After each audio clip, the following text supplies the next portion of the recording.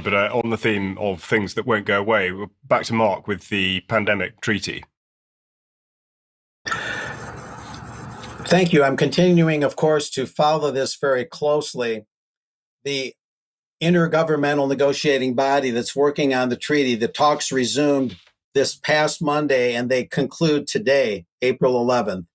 But I confirmed pretty much it appears that the withdrawal of the U.S. from the WHO system literally meant that no U.S. participation was seen for the first time ever.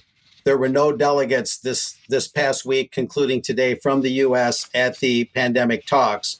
And we're keeping in mind that the 78th World Health Assembly, the 19th through the 27th of May, is coming up.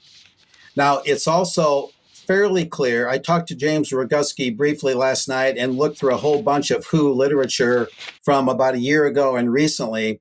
And I'm saying here with this slide, I'm saying stay tuned. And I took this photo during the deliberations, like my congressional report and the Ways and Means Committee. I took those online photos virtually to get us as much firsthand stuff as possible. I took this photo here. There's Tedros, the Director General, and a couple other top officials.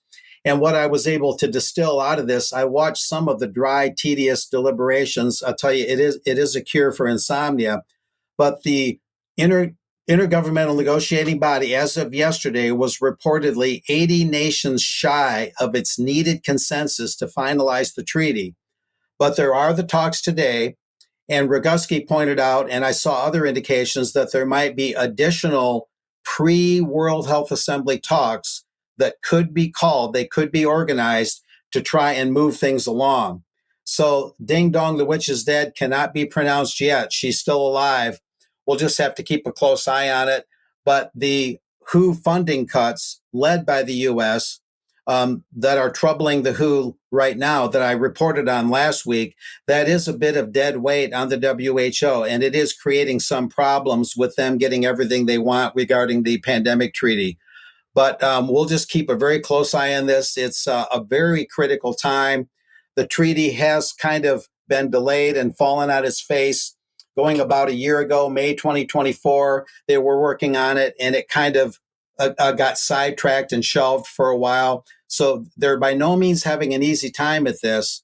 And anything that we can do to contact members of parliament, local officials, members of Congress, depending on where you live, would be very important right now. And so we'll just keep a close eye on it and see if they have another negotiating meeting prior to the World Health Assembly or if they wait for the World Health Assembly. That's the main question right now. So back to you guys. Indeed. Mark, thank you very much indeed. And as you say, we need to keep our eye on it and where possible act, certainly at the local level, to push back on that. Now,